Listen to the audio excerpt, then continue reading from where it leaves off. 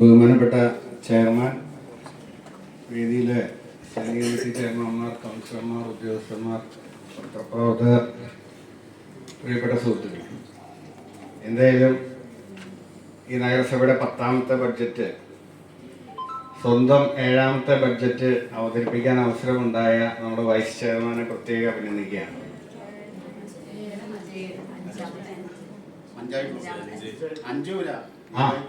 അതിനാണ് ഷീലജിക്ക് 5 അവതരിപ്പിക്കാൻ പറ്റിയല്ലോ, അതിനുള്ള സന്തോഷമാണ് ഞാൻ രേഖപ്പെടുത്തിയത്.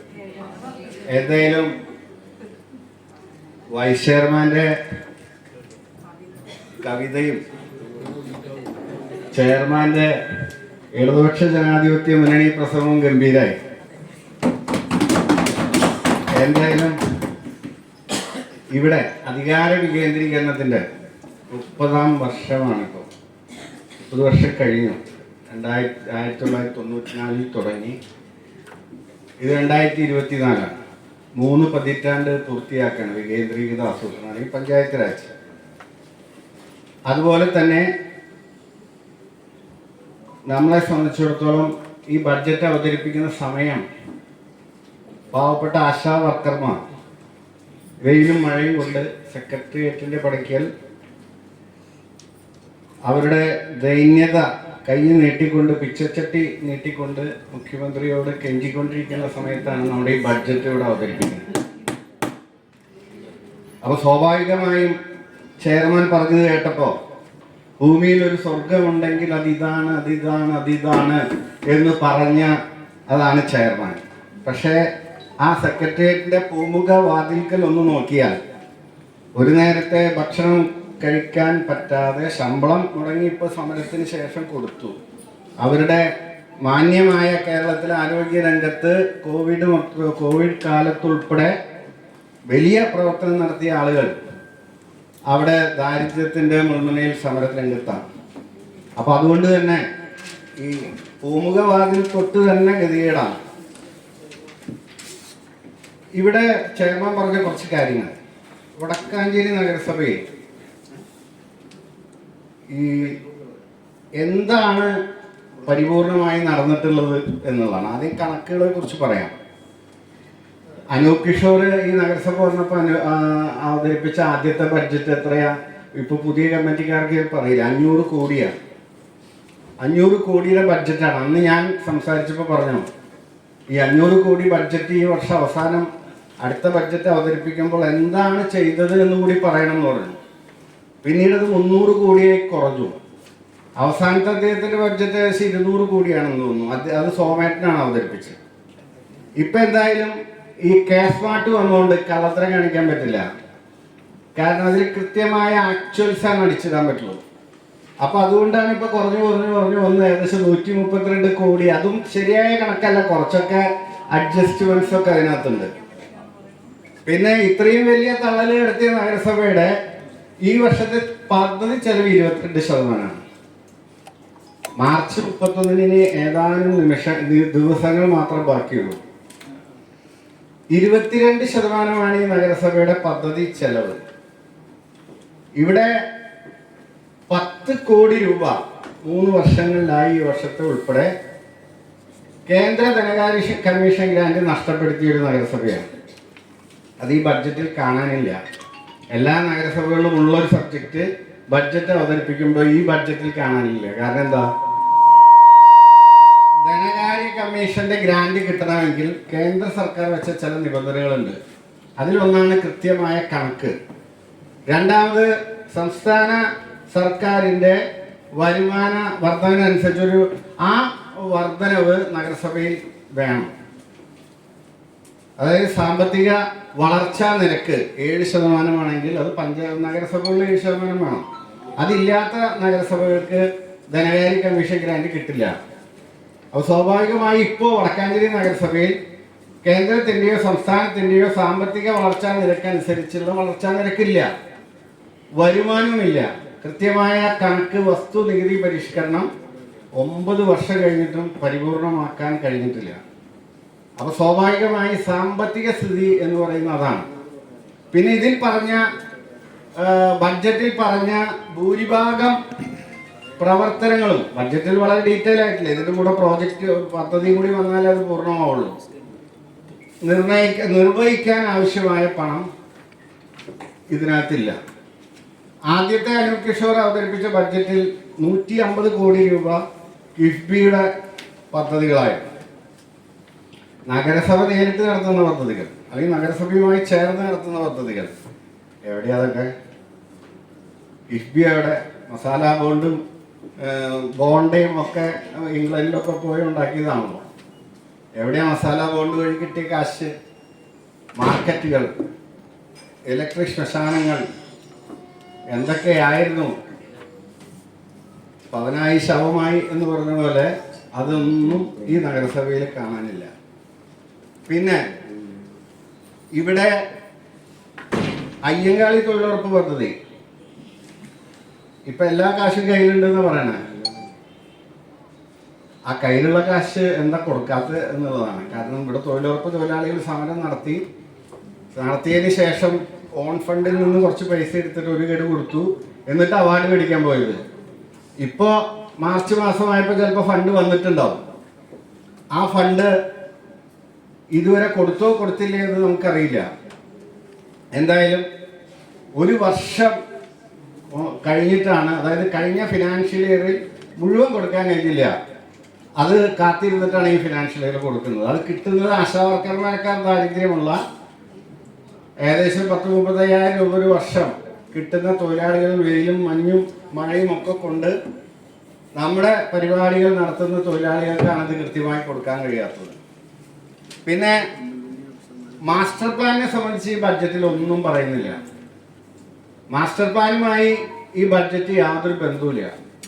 വടക്കാഞ്ചേരി നഗരസഭയുടെ മാസ്റ്റർ പ്ലാൻ ഈ നഗരസഭ വരുന്നതിന് മുമ്പാണ് അതിൻ്റെ ഒരു പ്രാരംഭ പ്രവർത്തനം തുടങ്ങിയത്. അത് കഴിഞ്ഞ് വന്നപ്പോൾ അന്നത്തെ വൈസ് ചെയർമാൻ ഇതൊന്നും ഈ പ്ലാനിംഗ് ബോർഡിൽ ഉണ്ടാക്കിയത് നന്നാവില്ല എന്ന് പറഞ്ഞ് വലിയ ഏജൻസികൾ, അന്താരാഷ്ട്ര ഏജൻസികൾ അന്വേഷിച്ചു പോയി. അത് കഴിഞ്ഞ് 3 കൊല്ലം കഴിഞ്ഞപ്പോഴാണ് മനസ്സിലായത് ഇതൊന്നും സംഭവിക്കില്ല. വീണ്ടും പ്ലാനിംഗ് ബോർഡിലേക്ക്, പ്ലാനിംഗ് ഓഫീസിലേക്ക് തിരിച്ചു വന്നു. എന്നിട്ട് പദ്ധതി തയ്യാറാക്കി. അതിനകത്ത് പ്രതിപക്ഷം വെച്ച ഭേദഗതികൾ ആദ്യം അംഗീകരിച്ചില്ല, അതുകൊണ്ട് ഞങ്ങൾ എതിർത്തു. വീണ്ടും അത് അംഗീകരിക്കാൻ തയ്യാറായി, ജനങ്ങളുടെ നിർദ്ദേശങ്ങൾ അംഗീകരിക്കാൻ തയ്യാറായി. കഴിഞ്ഞ വർഷം അംഗീകരിച്ചു, അനുമതിക്ക് കൊടുത്തു. അതിലും വീണ്ടും ആ ചർച്ച നഗരസഭ ചെയ്തതിനൊക്കെ വ്യത്യാസം വരുത്തിയിട്ടുണ്ട്. അതൊക്കെ ഇംപ്ലിമെന്റേഷൻ സ്റ്റേജിൽ പറയേണ്ട കാര്യങ്ങളാണ്. പക്ഷേ ആ മാസ്റ്റർ പ്ലാൻ ഇംപ്ലിമെന്റ് ചെയ്യണമല്ലോ, അതിനൊരു കൃത്യമായ ആക്ഷൻ പ്ലാൻ വേണ്ടേ? ആ മാസ്റ്റർ പ്ലാൻ എങ്ങനെയാണ് ഇംപ്ലിമെന്റ് ചെയ്യാൻ പോകുന്നത്? അതിന്റെ ടൈം ഷെഡ്യൂൾ വെച്ചിട്ടുള്ള കൃത്യമായ ഓരോന്ന് ഇന്ന സമയത്ത് തുടങ്ങും, ഇന്ന സമയത്ത് അവസാനിക്കും, ഇതിന്റെ സോഴ്സ് ഓഫ് ഇൻകം ഇന്നതാണ്, അത് ഈ രീതിയിലാണ് ഇംപ്ലിമെന്റ് ചെയ്യാൻ പോകുന്നത്. അങ്ങനെയാണല്ലോ മാസ്റ്റർ പ്ലാൻ. ഒരു നിശ്ചിത സമയമുണ്ടല്ലോ മാസ്റ്റർ പ്ലാനിന്. അത് അംഗീകരിച്ച തീയതി തൊട്ട് ഒരു നിശ്ചിത സമയം, ആ സമയത്തിനുള്ളിൽ നമ്മൾ ചെയ്തു തീർക്കേണ്ട വികസന പ്രവർത്തന നഗരസഭയുടെ, അതാണല്ലോ മാസ്റ്റർ പ്ലാൻ എന്ന് പറയുന്നത്.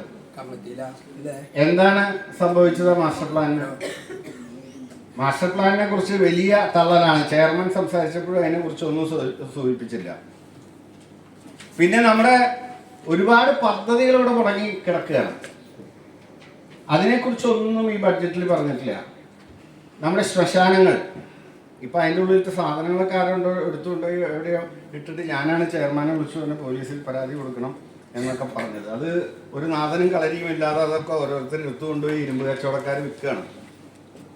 അതുപോലെ തന്നെ നമ്മുടെ എഞ്ചിനീയറിംഗ് കോളേജ് കഴിഞ്ഞ തവണ MLA തള്ളിയത് നേഴ്സിംഗ് കോളേജ് തുടങ്ങുന്നു. അത് ഈ വർഷത്തെ ബഡ്ജറ്റിലില്ല, ഇത് സംസ്ഥാന ബഡ്ജറ്റിലില്ല. പിന്നെ MLA സ്വന്തമായ നേഴ്സിംഗ് കോളേജ് അവിടെ തുടങ്ങുന്നുണ്ടോ എന്ന് എനിക്ക് അറിഞ്ഞുകൂടാ.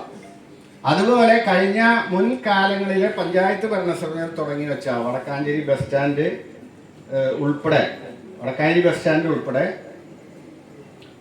ഓട്ടുപാറ ബസ് സ്റ്റാൻഡ്, മാർക്കറ്റുകൾ, ഈ കാര്യങ്ങൾ ഒന്നും തന്നെ ചെയ്യാൻ പറ്റിയിട്ടില്ല. വലിയ അതുപോലെ തന്നെ അതിന് കിഫ്ബിയുടെ കാശ് വരുമെന്ന് പറഞ്ഞപ്പോൾ ചില കൗൺസിലർമാർ കച്ചവടക്കാരെ ഭീഷണിപ്പെടുത്തുകയാണ്. നിങ്ങൾ പൊളിക്കേണ്ടി വരും, ഇപ്പോൾ ഇതിൻ്റെ കിഫ്ബി അടുത്ത വണ്ടി പുറപ്പെട്ടിട്ടുണ്ട്, ഉടൻ തന്നെ ഇവിടെ വരും, നിങ്ങളെയൊക്കെ പൊളിച്ച് ഉടൻ തന്നെ മാറ്റും എന്നൊക്കെയാണ് കൗൺസിലർമാർ പറയുന്നത്. ഒന്നും സംഭവിക്കില്ല എന്ന് നമുക്ക് മാത്രമല്ല അറിയുള്ളൂ. ഈ നഗരസഭയുടെ സ്വപ്ന പദ്ധതികളായ എന്ന് പറയുന്ന ബൈപ്പാസ്, വടക്കാഞ്ചേരി പുഴ, STP, അതുപോലെ തന്നെ റെയിൽവേ മേൽപ്പാലങ്ങൾ, ബൈപ്പാസ് ഒന്നല്ല, കുമ്പളങ്ങാട് വഴി മറ്റേ ഇരുമ്പപ്പെട്ടി ഭാഗത്തേക്ക് പോകുന്ന ഉൾപ്പെടെ വിവിധ ബൈപ്പാസുകളുടെ നിർമ്മാണം, റെയിൽവേ സ്റ്റേഷന്റെ പുറകിലൂടെ വരുന്ന റോഡുകൾ ഉൾപ്പെടെ വലിയ പ്രഖ്യാപനങ്ങൾ ഇതിനു മുമ്പ് നടത്തി. അതൊന്നും തന്നെ ഈ ബഡ്ജറ്റിൽ കാണാനില്ല. അതിനൊന്നും തന്നെ മുമ്പ് പണം വെച്ചിട്ടില്ല, ഇപ്പോഴും പണം വെച്ചിട്ടില്ല. ആദ്യത്തെ ബഡ്ജറ്റിൽ പറഞ്ഞ വ്യവസായ എസ്റ്റേറ്റ്, ആ വ്യവസായ എസ്റ്റേറ്റ് എവിടെയാണ്? നഗരസഭയ്ക്ക് അകത്താണോ പുറത്താണോന്ന് അറിയില്ല. അകത്ത് ഞങ്ങൾ ആരും കണ്ടിട്ടില്ല. 45 ഏക്കറിൽ റെയിൽവേ സ്റ്റേഷന്റെ മുകൾ വശത്ത് ഒരു വ്യവസായ എസ്റ്റേറ്റ് പണിയെന്ന് പറഞ്ഞിരുന്നു. അത് ഇതുവരെ കണ്ടില്ല. ഉള്ള വ്യവസായ എസ്റ്റേറ്റ് ഒരു വർഷം 12 ലക്ഷം രൂപ ആണെങ്കിൽ ലൈസൻസ് ഫീസ് ആയിട്ട് കിട്ടണം. അതിൻ്റെ ഉള്ളിലത്തെ റോഡുകൾ അടുത്ത കാലത്ത് എങ്ങനെ ചെയർമാനോ സെക്രട്ടറി ആരെങ്കിലും പോയി നോക്കിയിട്ടുണ്ടോ എന്ന് എനിക്ക് അറിഞ്ഞുകൂടാ. അവിടെ കുടിവെള്ളം കിട്ടാൻ പോലും ഇല്ലാത്ത ഒരവസ്ഥയാണ്. ആ അവസ്ഥ എങ്ങനെയാണ് പരിഹരിക്കുന്നത് എന്നുള്ളതിനെ സംബന്ധിച്ച് ഈ ബഡ്ജറ്റിൽ പ്രൊപ്പോസലില്ല. ഇപ്പൊ നിങ്ങൾ അവാർഡ് കിട്ടിയെന്ന് പറഞ്ഞു. ഇത് പണ്ടൊരാള് കുട്ടീനെ കിണറ്റിൽ ചാടി രക്ഷിക്കാൻ പോയ പോലെയാണ് നമ്മുടെ അവാർഡ്. കുട്ടി കിണറ്റിൽ വീണപ്പോൾ ആളുകൾ ഇങ്ങനെ ചുറ്റും പോയി നിന്നു. അതിലൊരാൾ ചാടി കുട്ടീനെ രക്ഷിച്ചു. അപ്പൊ അയാൾക്ക് എല്ലാവരും കൂടി നാട്ടുകാർ സ്വീകരണം കൊടുക്കുകയാണ്. ആ സ്വീകരണം കൊടുക്കുന്ന സമയത്ത് അയാൾ പറഞ്ഞു, എനിക്ക് സംഗതിയൊക്കെ നന്നായി, സ്വീകരണം ഗംഭീരായി, പക്ഷെ ആ കിണറിന്റെ അടുത്ത് ഞാൻ വന്നു നിന്നപ്പോൾ ആരാണ് എന്നെ അതിലേക്ക് തള്ളിയിട്ടത് എന്ന് മാത്രം എനിക്ക് അറിയില്ല. അതാണ് നമ്മുടെ അവാർഡിന്റെ ഒരു സ്ഥിതി. ഈ അവാർഡ് പണ്ട് സംസ്ഥാന സർക്കാർ അവാർഡ് കൊടുക്കുന്നത്, അതൊക്കെ ഇപ്പൊ രാജേഷ് വന്നപ്പോൾ മാറ്റി. 100% നികുതി കളക്ഷൻ, 100% എക്സ്പെൻഡിച്ചർ, കൃത്യമായി കമ്മിറ്റികൾ, സ്റ്റിയറിംഗ് കമ്മിറ്റി ഉൾപ്പെടെ കൂടണം. അതിന്റെ ഒരു സ്ട്രാറ്റജി ഉണ്ടായിരുന്നു. ഇപ്പൊ എന്ത് സ്ട്രാറ്റജിയാ?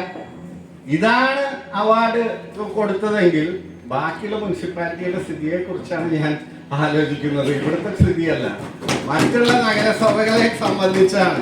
കേരളത്തിലെ നഗരസഭകളുടെ ഒരു അവസ്ഥ വടക്കാഞ്ചേരിക്ക് അവാർഡ് കിട്ടിയതോടെ തെളിഞ്ഞു എന്നുള്ളതാണ് എനിക്ക് സൂചിപ്പിക്കാനുള്ളത്. അവാർഡ് കിട്ടുന്നതിൽ ഒന്നും വിഷമമില്ല.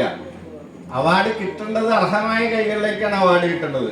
ഇത് പൊട്ടൻ ഓണേഷൻ അടിച്ച പോലെ എനിക്കും കിട്ടിയ ഒരു അവാർഡ് എന്ന് പറഞ്ഞിട്ട് വലിയ വീരസ്യം പറഞ്ഞ് നടക്കുന്നതിലൊന്നും വലിയ കാര്യമൊന്നുമില്ല. എന്തെങ്കിലും ഫീൽഡിൽ കാണണ്ടേ? നിങ്ങൾ പറഞ്ഞ മധുര മനോജ്ഞമായ വടക്കാഞ്ചേരി, മറ്റേ കിനാശ്ശേരിയുടെ കാര്യം പറഞ്ഞ പോലെ മധുര മനോജ്ഞമായ, ഇപ്പൊ നിങ്ങൾക്ക് അവാർഡ് കിട്ടിയ കാശുണ്ടല്ലോ, ആ കാശ് ബഡ്ജറ്റിൽ കാണാനില്ലല്ലോ. കഴിഞ്ഞ 3 തവണയൊക്കെ അവാർഡ് കിട്ടിയെന്ന് പറഞ്ഞു.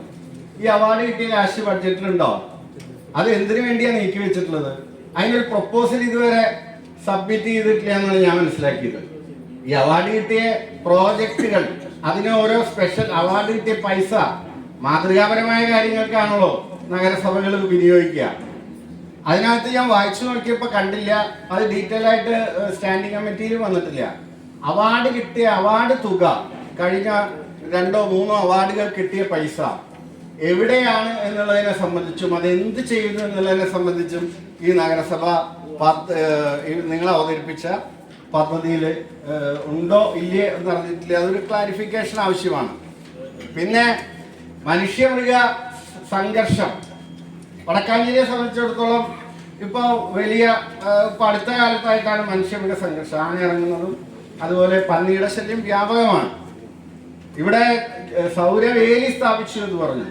സൗരവേലി എന്ന് പറയുന്ന ആനയ്ക്ക് ഒരു വിഷയമല്ല, അത് ചവിട്ടി പൊളിച്ച് ഇപ്പുറത്തേക്ക് കിടക്കും. തൂക്കുവേലിയാണ് വേണ്ടത് എന്നുള്ള നിർദ്ദേശം ഞങ്ങളൊക്കെ തന്നെ സമർപ്പിച്ചിരുന്നു. ആ തൂക്കുവേലിയല്ല, ഇപ്പൊ സൗരവേലിയാണ്. അപ്പൊ അതുകൊണ്ടൊന്നും ആളുകളുടെ കൃഷിയുടെ സംരക്ഷണം ഉറപ്പുവരുത്താൻ കഴിയില്ല. അപ്പൊ അത് പുനഃപരിശോധിക്കണം എന്നാണ് ഞങ്ങൾക്ക് ഈ ബഡ്ജറ്റ് അവതരിപ്പിക്കുന്ന വേളയിൽ ചെയർമാനും കമ്മിറ്റിയും മുമ്പാകെ പറയുന്നത്. പിന്നെ ഇവിടുത്തെ നമ്മുടെ പുഴയുടെ കാര്യം, പുഴ ഒരു ചർച്ചയുണ്ടായിട്ടില്ലല്ലോ. നിങ്ങൾ അവിടെ ഇവിടെ ഇരുന്ന് പുഴ നടത്താം, പുഴ കിടത്തം ഒക്കെ നടത്തും.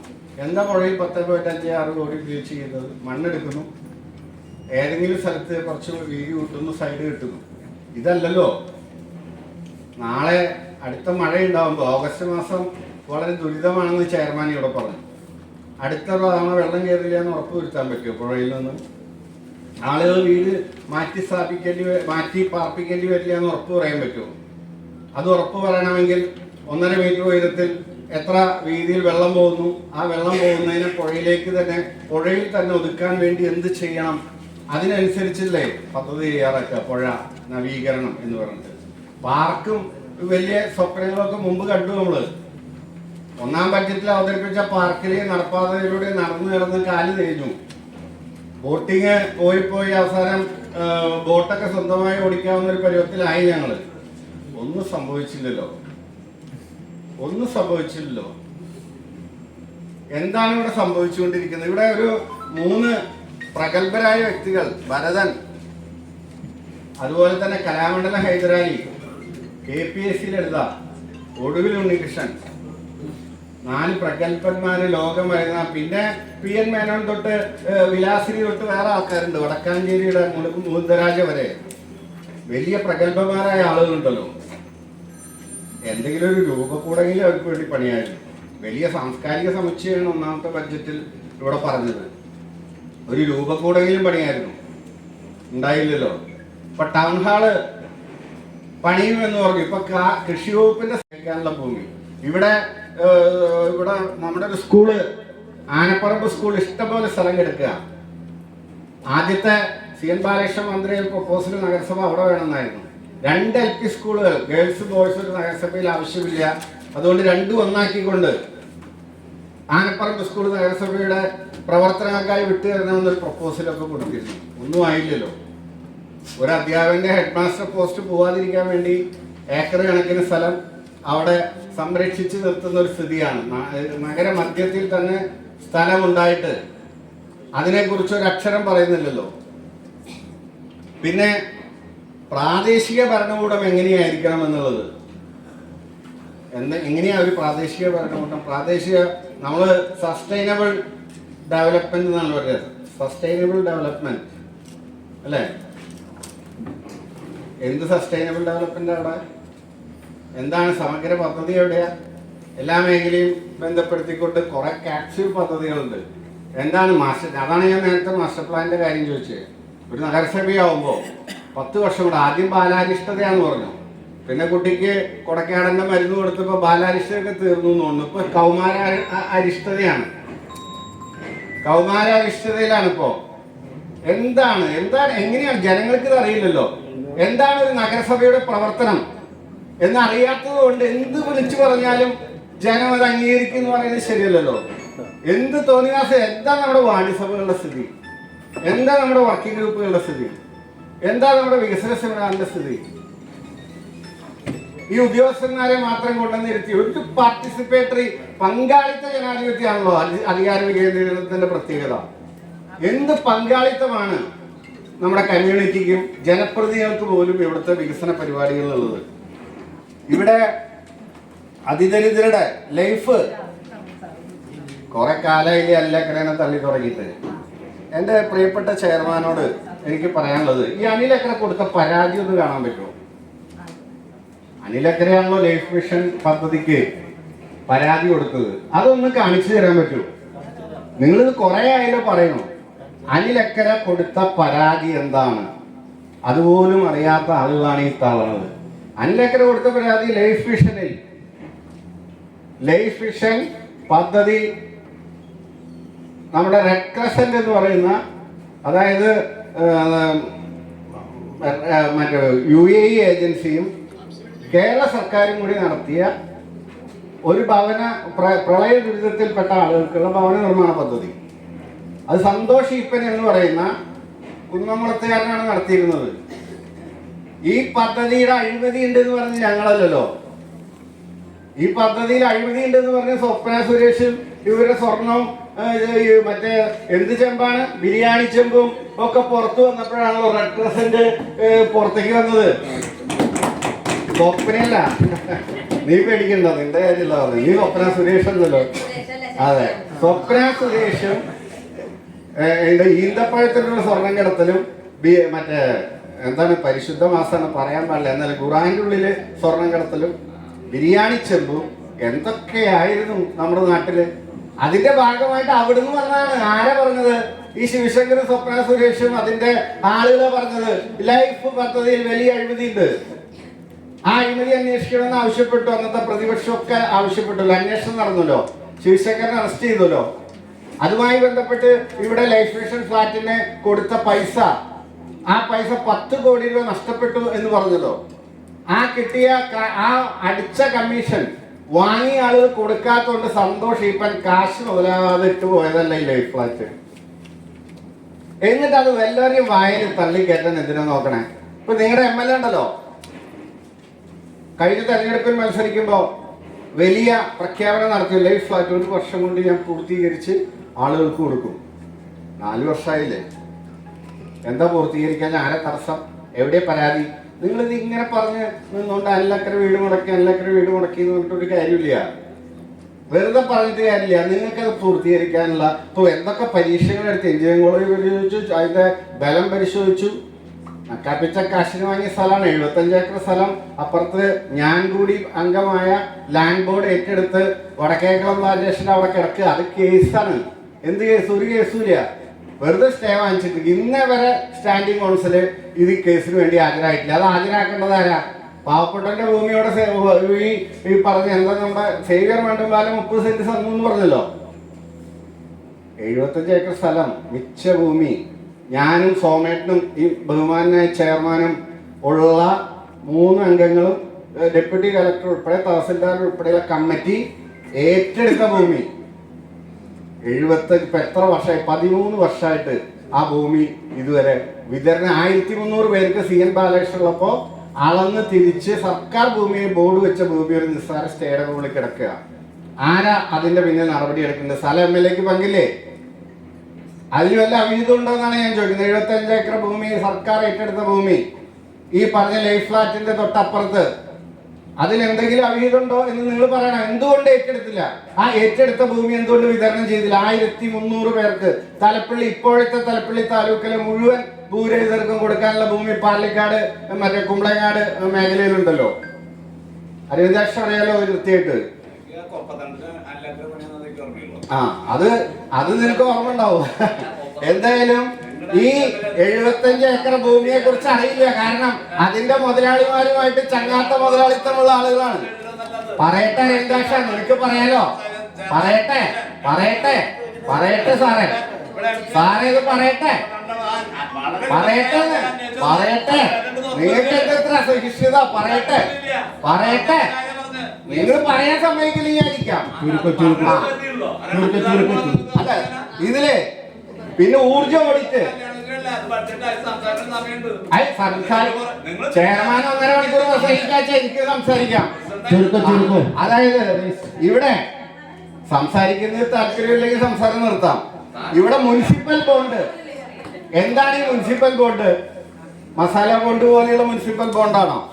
അതിനെക്കുറിച്ച് വിശദീകരിക്കേണ്ടതുണ്ട്. പിന്നെ അതിദരിദ്രരെ കുറിച്ച് പറയാൻ കേട്ടു. 2500 BPL കുടുംബങ്ങളുള്ള നഗരസഭയാണ്. അതിൽ നിന്ന് 99 വരെ കണ്ടെത്തിയത് തന്നെ വലിയ അത്ഭുതമാണ്. എന്നിട്ട് അതിൽ കൊടുത്ത് ഞങ്ങൾ അതിദരിദ്രരൊക്കെ ഒഴിവാക്കി എന്ന് പറയുന്ന സംസ്ഥാന സർക്കാരിന്റെ ഒരു തട്ടിപ്പ് പദ്ധതിയായിട്ടാണ് അത്. ഒന്നും കൊടുത്തില്ല എന്ന് പറയുന്നില്ല. പക്ഷേ ദരിദ്രരായ 2400 ആളുകൾ അപ്പുറത്ത് നിൽക്കുന്നുണ്ട്. അവർക്ക് എന്താണ് പദ്ധതി ഉള്ളത് എന്ന് പറയണം. പിന്നെ ഊർജ ഓഡിറ്റ് നടത്തി. എവിടെയാ ഊർജ ഓഡിറ്റ് നടത്തിയത്? എന്താ അതിന്റെ റിപ്പോർട്ട്? അത് ഈ നഗരസഭയിൽ ആരെങ്കിലും കണ്ടിട്ടുണ്ടോ?